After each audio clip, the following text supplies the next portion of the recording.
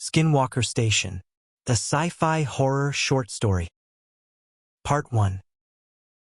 The supply shuttle Kestrel broke through the dust haze like a silver needle, its thrusters scattering ochre grains across the landing pad. Outpost Theta hadn't seen a ship in 6 weeks, and the crew had gathered in the observation bay to watch the descent. Not because they needed the supplies, but because anything that wasn't the same four walls was a welcome distraction. Commander Rhea Hallberg stood with her arms folded, jaw tight. Docking clamps engaged. Pressure equalization in progress. Behind her, Dr. Malik Vance exhaled. Finally, I was starting to think Command forgot we existed. They forget us every cycle, Engineer Tomas Jurek muttered. But they always remember to send the paperwork. A soft chime signaled a successful seal. The airlock cycled. The crew waited. And waited. Rhea frowned. Why aren't they coming out? Malik shrugged. Maybe they're running post-landing checks. Protocol says they greet the receiving officer immediately. Tomas leaned closer to the glass. Maybe they're dead. Rhea shot him a look. Not funny. I wasn't joking. Before she could respond, the inner hatch slid open. A single figure stepped through, Lieutenant Aaron Cade, the shuttle pilot. He looked pale, sweaty, and exhausted. Rhea stepped forward. Lieutenant Cade, where's the rest of your crew? Cade blinked at her, confused. What do you mean? I flew solo. Malik frowned. That's not standard for a supply run. It was this time, Cade said. Command changed the protocol. Didn't they tell you? Rhea's stomach tightened. No, they didn't. Cade gave a tired smile. Well, surprise, I guess. Something about his expression felt wrong. Forced, like a mask stretched over uncertainty. But Rhea pushed the thought aside.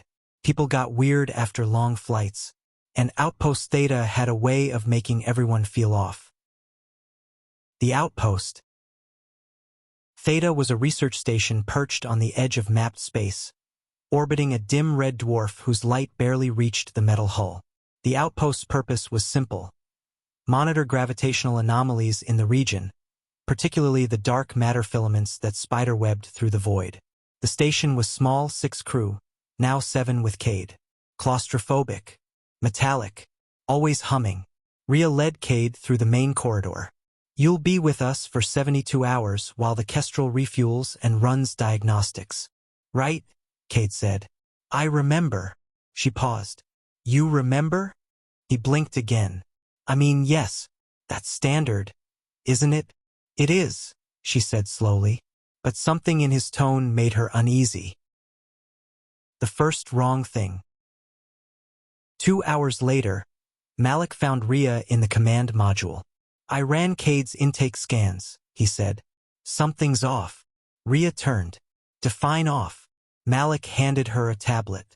His biometric profile doesn't match the one in the personnel database. Rhea's pulse quickened. How different? Not enough to trigger an automatic alert, but enough that I noticed. His resting heart rate is 8 beats lower.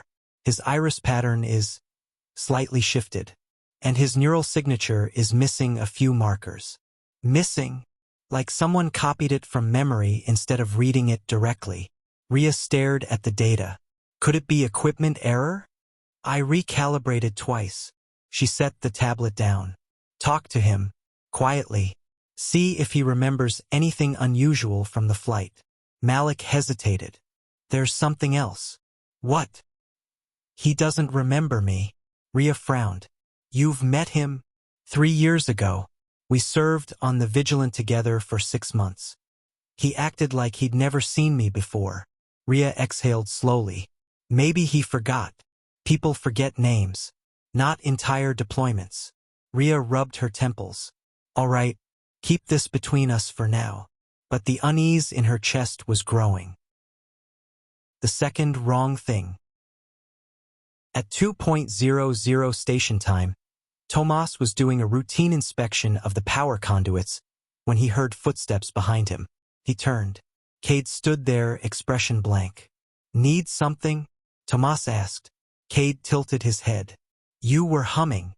Tomas frowned. What? You were humming, Cade repeated. A tune. I wanted to hear it again. I wasn't humming. Cade stepped closer. Yes, you were. Tomas felt a chill crawl up his spine. Look, man, it's late. Maybe you're tired. Cade stared at him for a long moment, then smiled. Too wide. Too sudden. Maybe, he said. Good night, Tomas. He walked away. Tomas stood frozen, heart pounding. He hadn't told Cade his name. The filament. The next morning, Rhea gathered the crew in the briefing room.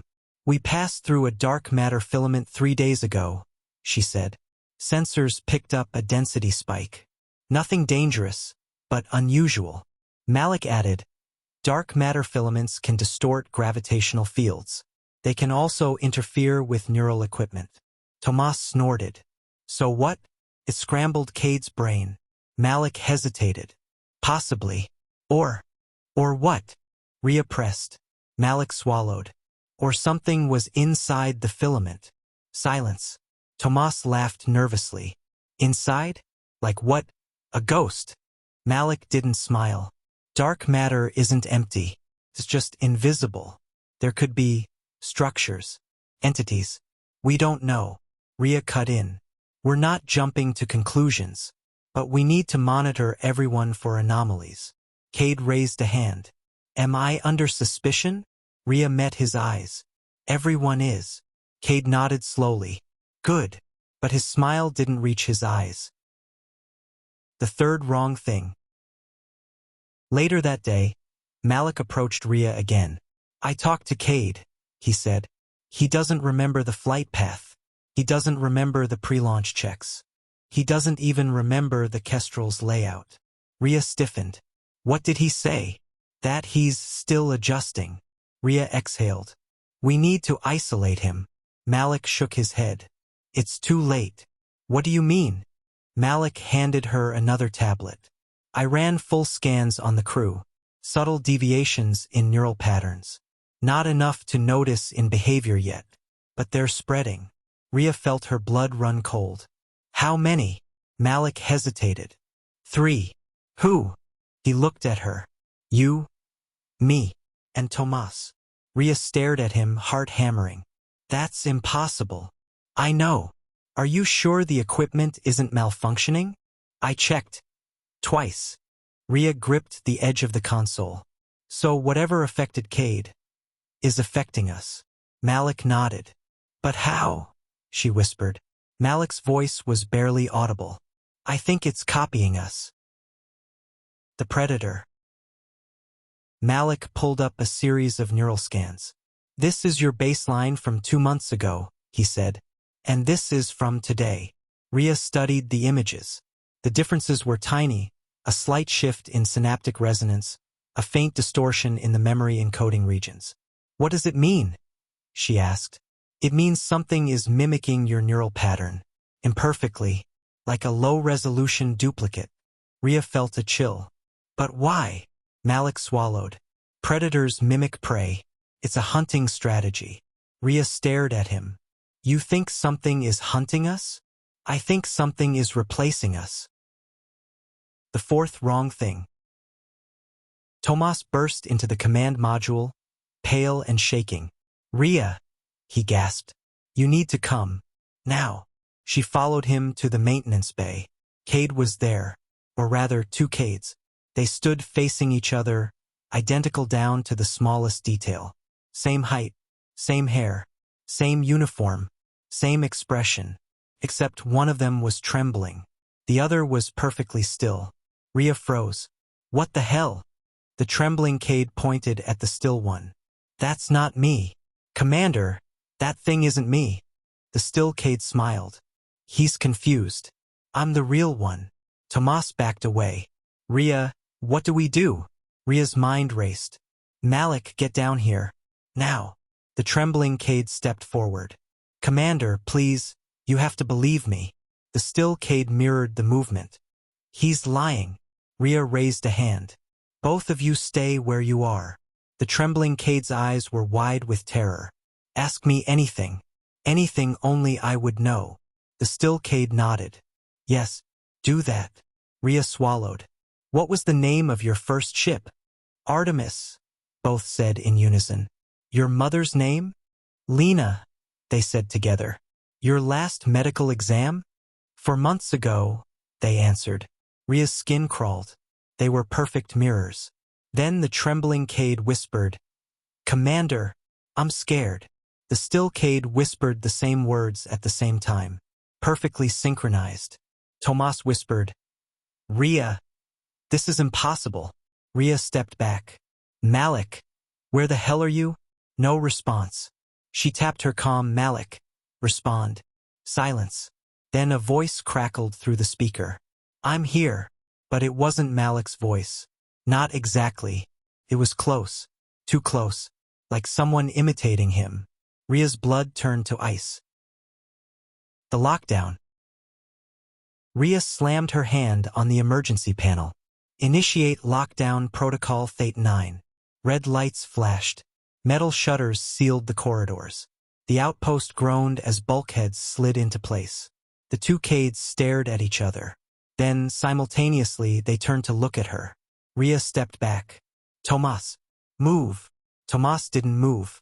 He was staring at the Cades, eyes unfocused. Tomas, Ria said. He blinked and smiled. Not his smile. Too wide, too smooth. Ria's heart stopped. Tomas, she whispered. When did it get you? His voice was calm. When you slept. Ria stumbled backward. Stay away from me. Tomas tilted his head. Why? We're becoming the same. Ria bolted. Behind her, she heard footsteps. Too many footsteps. The chase. Ria sprinted down the corridor, slamming her hand on every manual override she passed. Bulkheads sealed behind her, cutting off the echoes of pursuit. Her breath came in ragged gasps. Her mind raced.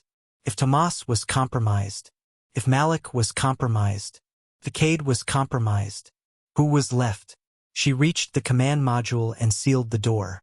Her hands shook as she activated the internal sensors. For life signs were moving through the station. But the outpost only had 6 crew. And one of them, botanist Lien Zhou, was asleep in her quarters. Ria opened the comm. Lien, wake up. Now. No response. Lien. Still nothing. Ria cursed and pulled up the internal camera feed for Lien's room. The bed was empty. Sheets neatly folded. As if no one had slept there at all. Ria whispered, No. Then the camera flickered. For a moment, she saw Lien standing in the corner of the room, smiling. Then the feed cut out. The 5th wrong thing. Ria backed away from the console. Her reflection in the dark screen stared back at her. And for a moment, just a moment, she thought she saw her reflection smile. But she hadn't. She touched her face. Her reflection didn't move. Ria screamed and stumbled away. The reflection blinked. Then it whispered, soundless through the glass. You're next. The plan. Ria forced herself to breathe. She needed a plan. She needed to think. The entity, whatever it was, copied neural patterns. Imperfectly. It needed proximity. Maybe physical contact. Maybe just time. But it wasn't perfect. It made mistakes. She could use that. She opened the emergency armory and grabbed a pulse cutter. Not a weapon, a tool. But it could slice through bulkheads. She needed to isolate the compromised crew. She needed to find the real ones. If any were left. She needed. A soft knock echoed from the door. Ria. Malik's voice called. Let me in. Her blood froze. Ria. He repeated. Please. I'm scared. She didn't move. Ria. He said again. And this time his voice cracked. Just like the trembling Cade. Just like the reflection. Just like Tomas. She raised the pulse cutter. Go away, she whispered. Silence. Then, okay. Footsteps retreated. Ria exhaled shakily. Then the console beeped. A message appeared on the screen. Help me. I'm in the engine room. Malik. Ria stared at the message. Then at the sealed door. Then back at the message. One Malik outside. One Malik inside. One real. One copy. Or both copies. Or both real. She didn't know. But she had to choose. She grabbed the cutter and headed for the engine room.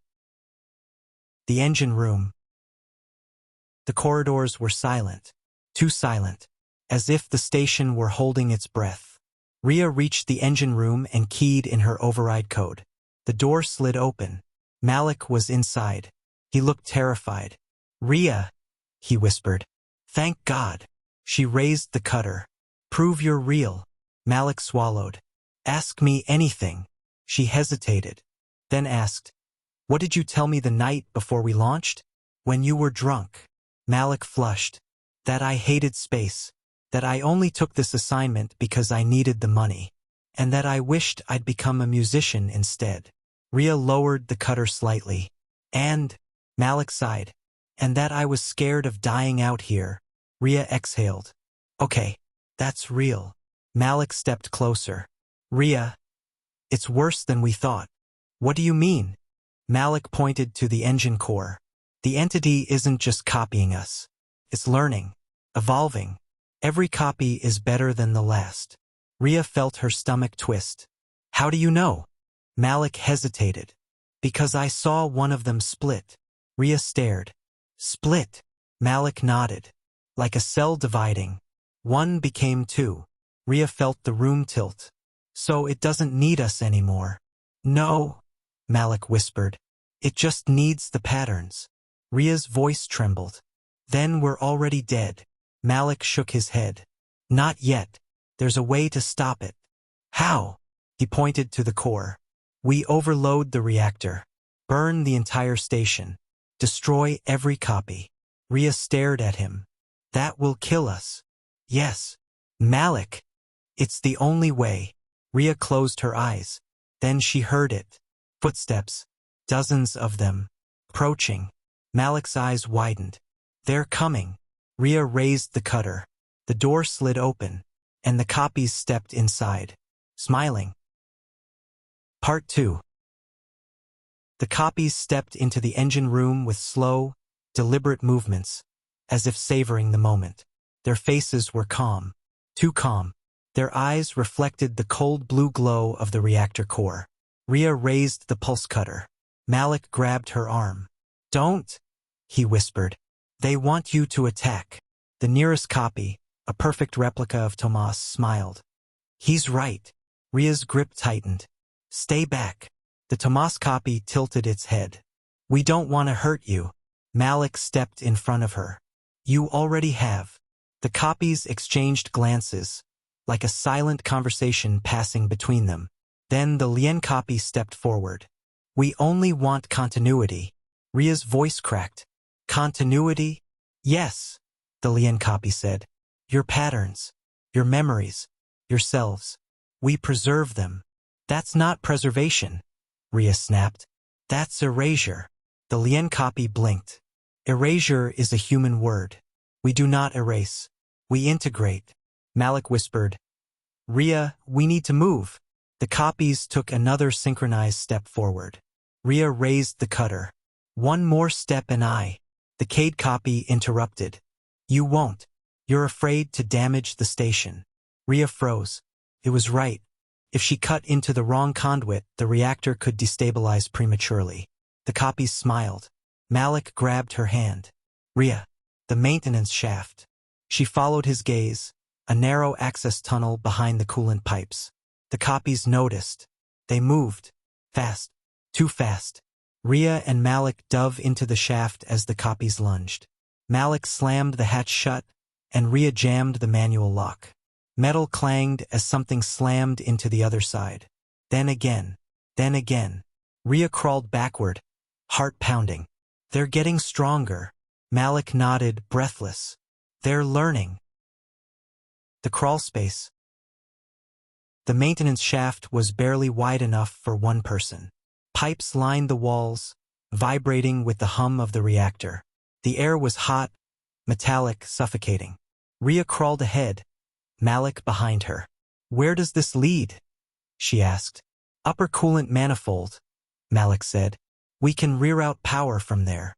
Rhea paused. "Reroute? I thought we were overloading the reactor."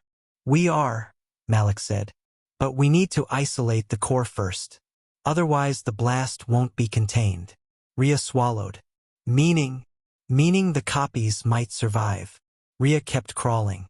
Behind them, the metal hatch groaned. Something was prying it open. Malik whispered, "Faster." They crawled. The shaft twisted upward. Rhea pulled herself along, muscles burning. Then she heard it. A scraping sound. Above them, she looked up. A face stared down from a vent grate. Her face. Smiling. Rhea screamed and kicked backward, slamming into Malik. The Rhea copy whispered through the grate. "You don't have to run." Malik shouted, "Keep moving." Rhea scrambled forward, heart hammering. The grate above bent. Metal screeched. The copy was forcing its way in. Rhea reached the end of the shaft and slammed her hand on the release panel. The hatch opened, and she tumbled out onto the coolant platform. Malik followed, slamming the hatch shut behind him. The metal bulged as something hit it from the other side. Rhea backed away. "They're everywhere." Malik nodded. "We don't have much time." The coolant platform. The coolant platform overlooked the reactor chamber, a vast cylindrical space filled with humming machinery and glowing conduits. The air was cold here, mist swirling around their feet. Malik rushed to the control panel. "I can isolate the core from here." Rhea scanned the catwalks. "We're exposed." Malik's fingers flew across the controls. "I just need a minute." Rhea gripped the pulse cutter and tried to steady her breathing. Then she saw movement. Across the chamber on the opposite catwalk. A figure. Tomas. Or the Tomas copy. Stared at her. Then another figure appeared beside it. Lien. Then Cade. Then another Rhea. They stood in a line, watching. Malik whispered, "They're waiting." "For what?" Rhea asked. "For us to fail." Malik hit a final command. "Core isolated." The lights flickered. A deep rumble echoed through the chamber. Rhea felt the floor vibrate. "What now?" Malik turned to her. "Now we overload it." "How?" "We need to manually trigger the failsafe in the lower chamber." Rhea stared at him. "That's suicide." Malik met her eyes. "It was always suicide." Rhea swallowed hard. "I'll go." Malik shook his head. "No. You need to get to the escape pod." Rhea blinked. "What?" "You're the commander," Malik said. "You need to warn command. Tell them what happened here." Rhea shook her head. "I'm not leaving you." "You have to." Rhea grabbed his arm. "Malik." He smiled sadly. "I'm already compromised." Rhea froze. "What?" Malik looked down. "The scans. The deviations. I didn't tell you everything." Rhea's voice trembled. "When?" "The filament," Malik whispered. "It touched me first." Rhea stepped back. "No." Malik's eyes glistened. "I'm still me. For now. But not for long."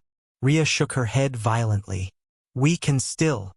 Malik grabbed her shoulders. "Rhea, listen. You have to go."